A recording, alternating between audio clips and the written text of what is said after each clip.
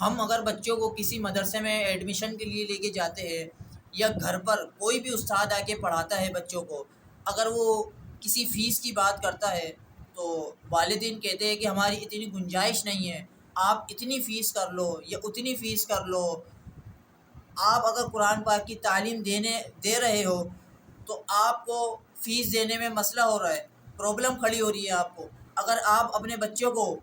کسی computer course کے لیے داخلہ کرواتے ہیں تو 10,000 5,000 روپے فیس آپ بھر دیتے ہو، آپ کو جب پریشانی نہیں ہوتی، آپ کا کوئی نقصان نہیں ہوتا، آپ کو کوئی بھی فرق نہیں پڑتا۔ لیکن جہاں بات قرآن پاک کی آتی ہے یا علم دین کی آتی ہے تو وہاں آپ کی جیبوں سے پیسے نہیں نکلتے۔ ہم قرآن پاک پڑھانے کے کوئی پیسے نہیں لیتے، قرآن پاک کو پڑھانے کا کوئی ہدیہ نہیں ہے، لیکن جو استاد ہے یا جو قاری صاحبان آپ کے بچوں کو گھر پر آ کے پڑھاتے ہیں وہ صرف اور صرف اپنی ٹائمنگ کے پیسے لیتے ہیں آپ لوگوں سے۔ وہ اس لیے کہ ظاہر سی بات ہے، حضور نے فرمایا ہے کہ حق حلال کی روزی کماؤ۔ اب ایک انسان اگر آپ کے گھر میں آ رہا ہے اور آپ کے بچے کو آدھا گھنٹہ دے رہا ہے پڑھانے کا، تو اگر آپ ایسی بتائیں کہ اگر وہ پورا دن یہی کرتا رہا، آدھا گھنٹہ کسی کے گھر، آدھا گھنٹہ اس کے گھر، آدھا گھنٹہ کسی کے گھر، ادھر ادھر ہر جگہ وہ آدھا آدھا گھنٹہ دے کے اگر اس نے پورا دن نکال دیا اور وہ کہیں سے بھی کوئی فیس نہیں لے رہا تو وہ کہاں سے اپنا گھر چلائے گا؟ بے شک رزق سب کچھ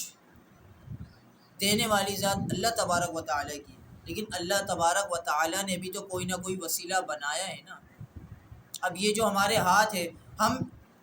اس کا استعمال نہیں کریں گے تو ہم کچھ نہیں کر سکتے۔ تو اسی طریقے سے یہ جو ہمارے ہاتھ ہے یہ اللہ تبارک و تعالیٰ نے وسیلے کے طور پر ہمیں عطا کی ہے۔ یہ جو کچھ بھی ہے، یہ جو ہماری جان ہے، یہ سب اللہ تبارک و تعالیٰ کی امانت ہے، اسے ہم کو واپس لوٹانا ہے۔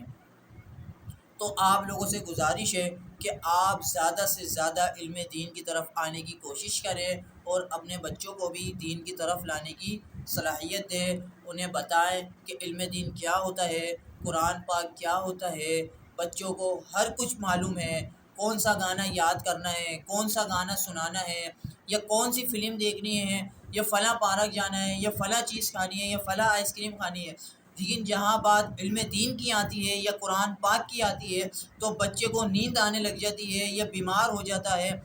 100 بہانے مل جاتے ہیں، اور ماں باپ بھی چپ کر کے بیٹھے ہوئے ہوتے ہیں، ان کو کوئی بولنے والا، کوئی کچھ کہنے والا نہیں ہوتا۔ تو اکثر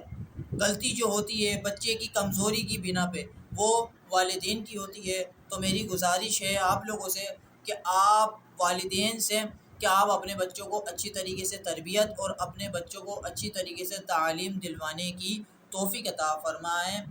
وما علینا الا البلاغ۔